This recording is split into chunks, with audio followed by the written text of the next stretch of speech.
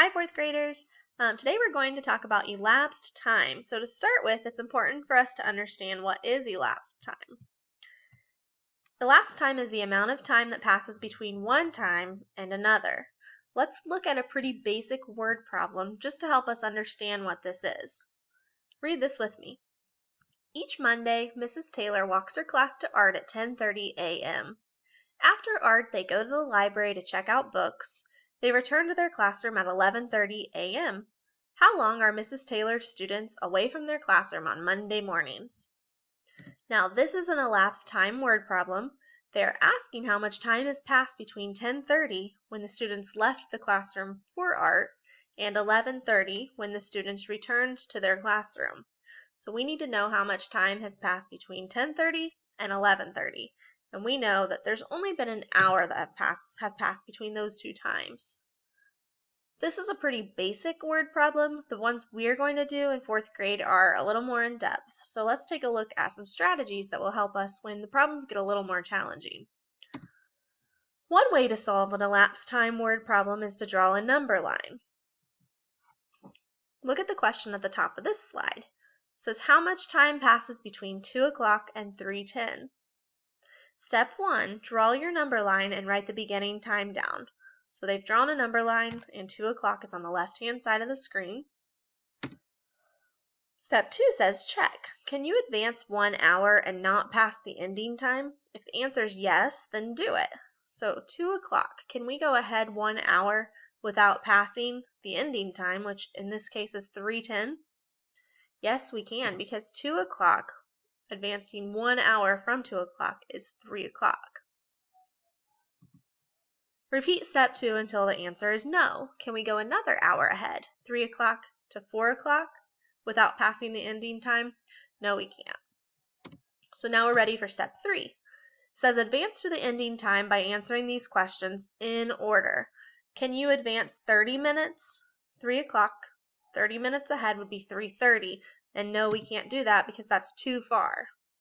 Can you advance 15 minutes? 3 o'clock advancing 15 minutes would be 3:15. Again, that's too far, so the answer is no. Can we advance 10 minutes ahead? 3 o'clock, 10 minutes ahead would be 3:10, and the answer this time is yes, because that's exactly the ending time we were looking for. So we're going to add 10 minutes to our number line. Now, step 4 just says to add up the times by your arrows. So everything that's on top of the number line, we're going to go ahead and add together. This time, in this case, we only have to add 1 hour plus 10 minutes. So that's pretty easy. And the answer to this problem is just 1 hour, 10 minutes. That's how much time has passed between 2 o'clock and 3:10. Let's look at one that's just a little bit more difficult. So this time the question says how much time passes between 9 o'clock and 11:45. Step 1 says draw your number line and write down the beginning time. Step 2, check. Can you advance 1 hour and not pass the ending time? If the answer is yes, then do it. Can we go 9 o'clock 1 hour ahead without passing 11:45? Yes, we can. 9 o'clock 1 hour ahead gets us to 10 o'clock. Can we go another hour ahead?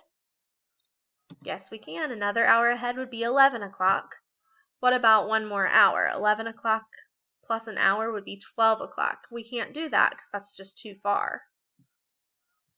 So now we're ready for step 3. Advance to your ending time by answering these questions in order. Can we go ahead 30 minutes? Yes, we can. 11 o'clock plus 30 minutes gets us to 11:30. Can we go ahead 15 minutes from 11:30? Again, the answer is yes. So 11:30 plus another 15 minutes gets us right at 11:45, which is where we wanted to end. So we're done. At this point, we're ready for step 4, where we have to add up the times by the arrows. So everything that's on top of the number line, we're adding together. This time we have to add 1 hour plus 1 hour. That gives us 2 hours. 30 minutes plus 15 minutes gives us 45 minutes. So the answer is 2 hours, 45 minutes. Sometimes it's going to be necessary to identify a benchmark time when solving elapsed time problems. So when the problems get a little bit trickier than the first two we just did, you may have to find what's called a benchmark. You may be asking, what is a benchmark time? Well, a benchmark time is a time that's easy to work with. A benchmark time usually ends with 00, 0 or with 30, because those times are easier to work with than, say, 52 or 23. When they end in 0 zeros or 3 zeros, those are called benchmarks. So circle the benchmark times in this set. Which ones of these do you think are benchmarks?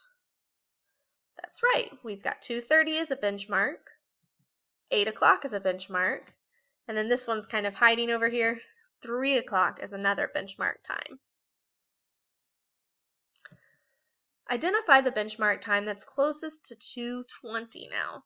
So it's important to know that when you're identifying these nearby benchmark times, you always have to advance to a time that's past the time listed. So if we start at 2:20, we can't go backwards. We need to go ahead to get to the nearest benchmark. So the nearest benchmark to 2:20 would be 2:30. Identify the benchmark time that's closest to 6:55. What do you think the benchmark time would be? Again, we want to go ahead to find the nearest time. That's right, it's 7 o'clock. Identify the benchmark time closest to 2:35. In this case, you may be thinking, well, 2:30 is pretty close. But again, 2:30, if that were the answer, we'd be going backwards to get to that. We have to advance past the time that it gives us. Were you thinking 3 o'clock?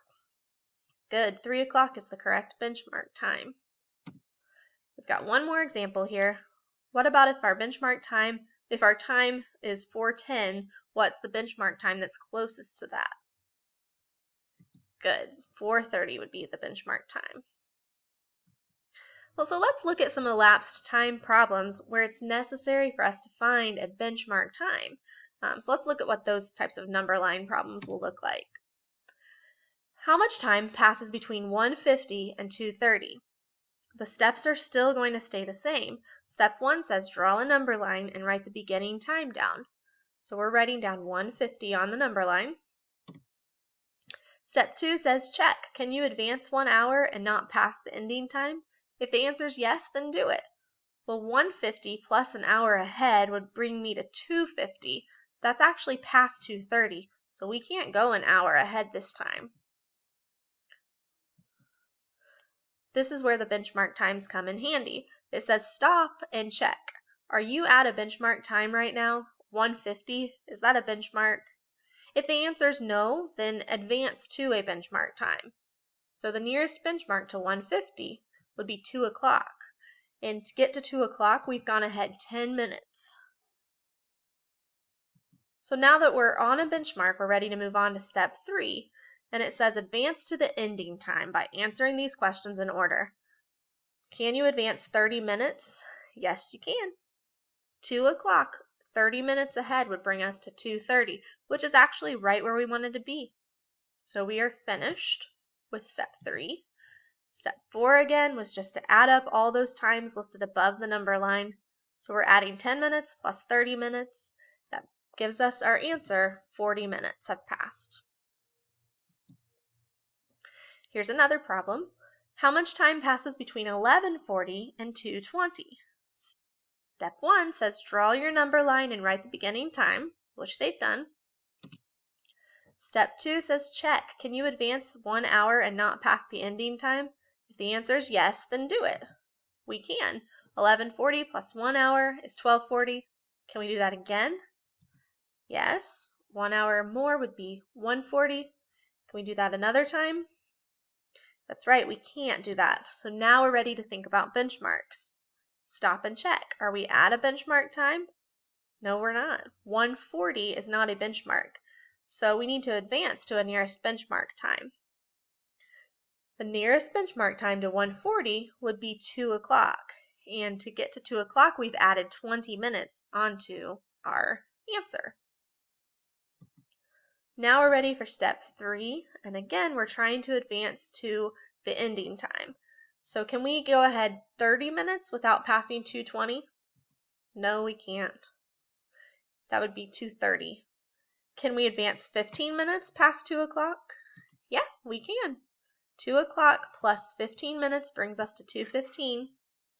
Can we advance 10 minutes more? No. Can we advance 5 minutes more? Yes, we can. So 2:15 plus another 5 minutes brings us to 2:20. Now we've got all of our answers up on top of the number line. Now we just need to add up the times by the arrows. So we're going to add, in this case, 1 hour plus 1 hour. That gives us 2 hours. 20 minutes plus 15 minutes plus 5 minutes. That gives us 40 minutes. So altogether, we've got 2 hours, 40 minutes. That's how much time has passed. Let's look at a couple word problems now. These are kind of more realistic to how you'll use elapsed time in real life. So now might be a good time to pause the video and grab a scratch piece of paper if you want to follow along and see if you can draw the number lines and figure out the answers to these problems as we work through them together. Let's read the problem first. It says football practice starts at 4 o'clock and ends at 5:45. How long does football practice last? Let's start by drawing our number line and writing 4 o'clock on the left-hand side. Now we need to make sure we add an hour first. So 4 o'clock to 5 o'clock, 1 hour has passed. We can't go another hour or we'd be at 6 o'clock. So now we're going to see if we can add just minutes. So we can actually go straight to adding 45 minutes, and we're right at 5:45 where we wanted to be. So now the last step is to just add those numbers on top of the number line. 1 hour plus 45 minutes gives us 1 hour 45 minutes. That's how long football practice lasted. Let's look at this problem. Jackson starts his hike at 10:45 a.m. It takes him 2 hours and 10 minutes to reach the summit. At what time did he reach the lookout? Now you may be noticing that this word problem is a bit different, but I think we can still use a number line. Let's try it and let's find out. This time this problem is different because you see one time, 10:45 a.m., but the other part of the word problem has 2 hours and 10 minutes instead of an actual time. Let's start by drawing that number line and listing the beginning time. In this case, the beginning time was 10:45 a.m. We know that he's hiking for 2 hours and 10 minutes before he reaches the top. So we need to take our number line and advance 2 hours and 10 minutes. This time, it's going to work well. We just have to fill in the times as we go instead of the hours on the top. So we're looking at adding 1 hour. That brings us to 11:45. We needed to go 2 hours and 10 minutes though, so we're going to go another hour ahead. That brings us to 12:45. Now we've gone ahead 2 hours. Now we want to make sure that we go ahead 10 more minutes. So we're going to add 10 minutes onto 12:45, and that brings us to 12:55. So again, since this question was, at what time did he reach the lookout? Our answer is going to be 12:55 p.m. All right, now it's your turn to practice, so you are going to see some very similar problems in your practice today. I'd encourage you to try the number line strategy to see if that strategy helps you to find the answers to these problems. First, you're going to work on some boom cards. So for those, you need to make sure you use a scratch piece of paper and try to solve as best as you can and check your answers as you go to make sure that you're doing them correctly. Once you feel pretty good about elapsed time problems, you can stop the boom card activity and you'll go next on your module and you'll take a quiz on Canvas, and that quiz will tell us what you know about elapsed time. So do your very best on these activities and good luck today.